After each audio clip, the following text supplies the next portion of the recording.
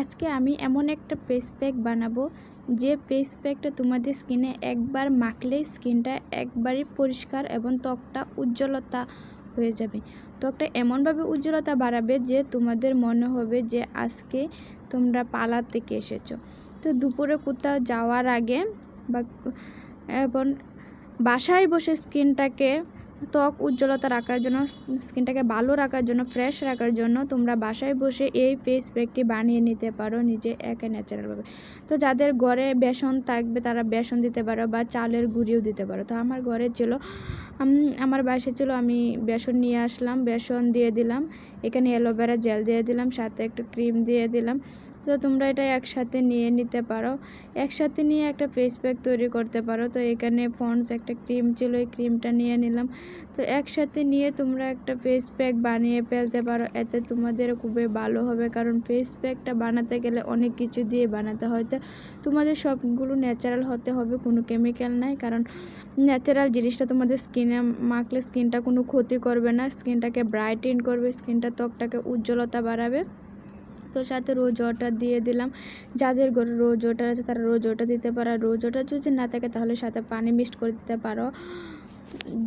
এরপরে তোমরা মধু দিতে পারো তোমাদের ইচ্ছে মতো। তো ফেস প্যাক যে কোনো জিনিস দিয়ে বানালেই হবে না, তো তোমাদের 3-4টা জিনিস একসাথে উপকরণ মিশিয়ে তারপরে তোমরা একটা ফেস প্যাক বানাতে পারো। তো এটা আমি যেহেতু দুপুরের আগে ব্যবহার করবো, এমনকি রাতের জন্যও আমি বানিয়ে রাখতে পারো, বা তোমরা 3-4 দিনের জন্য একটা ক্রিমের মতো এটা বানিয়ে রাখতে পারো। তো এটা ফ্রিজে রাখতে হবে, কারণ তোমাদের এই জিনিসটা এভাবে থাকবে না, নর্মাল ফ্রিজে রেখে দিতে হবে। এটা যদি তোমরা নর্মাল ফ্রিজে রেখে দাও এতে তোমাদের ভালো হবে, কারণ তোমরা প্রতিদিন রাত্রে ব্যবহার করতে পারবে, দুপুরেও ব্যবহার করতে পারবে। তো আমি প্রতিনিয়ত তো এখানে একটু পানি দিয়ে দিলাম, কারণ এই পানিটা দেওয়ার সাথে একসাথে মিক্সড করে দিলে ভালো। তো পানিটা তোমাদের দিতে হবে ফ্রিজের পানি দিতে হবে, একবার নর্মাল ফ্রিজের পানি দিতে হবে। তো এখন যেহেতু গরমের দিন তোমরা স্কিনের মধ্যে একটু বরফও মাখতে পারো, সেখানে আমি চাইলে বরফ দিতে পারতাম না, বরফটা গলতে একটু টাইম লাগবে, তাই আমি নর্মাল পানিটা আমি দিয়ে দিলাম। কারণ নর্মাল পানি দিয়ে একসাথে, যেহেতু আমি দুপুরে এটা ইউজ করব, রাতে ইউজ করব না, যদি রাতে ইউজ করতাম তা আগে থেকে আমি বরফ দিয়ে একসাথে মিক্সড করে রাখতাম রাতের জন্য।